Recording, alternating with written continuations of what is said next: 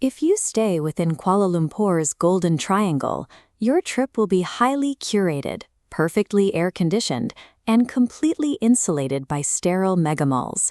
It is a frictionless environment built for absolute comfort. But step outside that climate-controlled bubble, and you encounter the raw reality of traditional Kuala Lumpur. These neighborhoods hold the city's actual heritage. For short-term visitors, bridging the gap between these two worlds used to be nearly impossible. Relentless surface-level traffic gridlock kept authentic neighborhoods out of reach. The infrastructural hack bypassing this gridlock is the new MRT Putrajaya Line, slicing straight beneath the congested urban grid. Instead of an hour in a taxi, these modern stations act as portals, dropping you directly into fragile heritage zones. Accessing this layer of the city comes with a strict trade-off. You have to willingly abandon the physical comfort of the sterile city to get it. Maximizing your time in KL requires deciding which type of friction yields the highest cultural reward for your specific travel style. To test this trade-off, we use the Raja Uda station. This is your access point for exploring Kampung Baru, one of the last traditional Malay villages standing in the city center. The immediate contrast is striking. You step off a high-tech escalator and find yourself walking past rustic wooden homes built on stilts, sitting directly in the shadow of the Petronas Twin Towers. Look at this reality check chart. We measure logistical friction along the bottom against cultural authenticity on the side. Kampung Baru requires a heavy friction input. You are committing to a 10-minute unshaded walk from the station, absorbing the intense, heavy tropical humidity the entire way. You also have to adapt to the local operational reality. E-wallets and international credit cards will often fail here. Small cash notes are mandatory to function. The reward for enduring that humidity is access to generational street food. This is where you find vendors aggressively firing char kway kok in battered woks and serving bowls of intensely sour tamarind laksa. You're trading the climate-controlled air of a mall for heavy charcoal smoke, loud streets, and cooking techniques that require open flames. Those open flames produce wok hei, the breath of the wok. It is an untamable, slightly smoky flavor profile that requires intense heat and years of muscle memory to achieve. The sweat, the reliance on loose cash, and the chaotic streets are the literal price of admission. You endure the physical elements to taste flavors that cannot survive inside a commercial kitchen. Down the line at Conlay Station, you face a different logistical choice.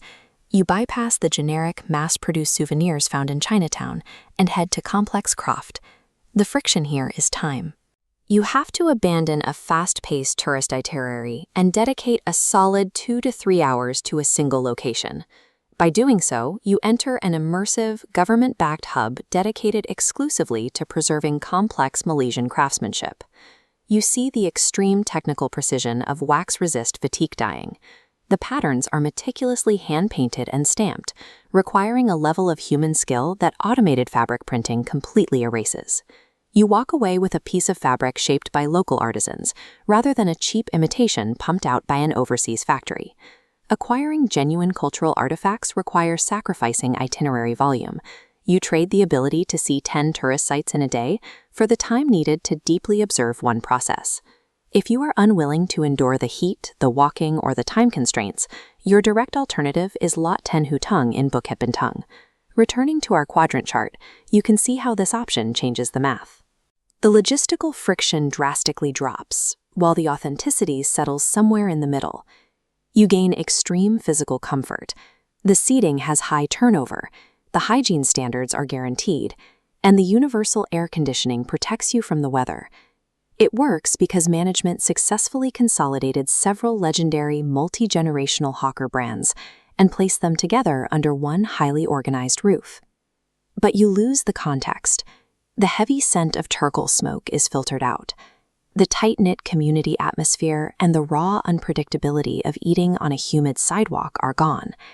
Curated heritage centers provide maximum logistical convenience, but they strip away the rawness that makes the street-level experience so memorable.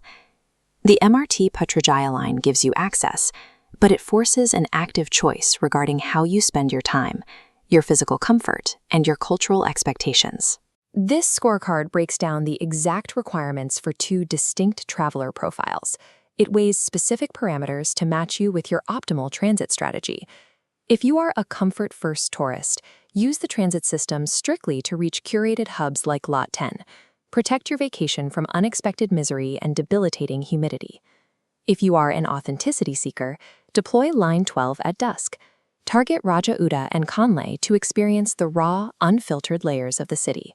Prepare for the logistics. Carry small cash denominations, wear shoes built for uneven pavement, and mentally accept the heat before you leave your hotel.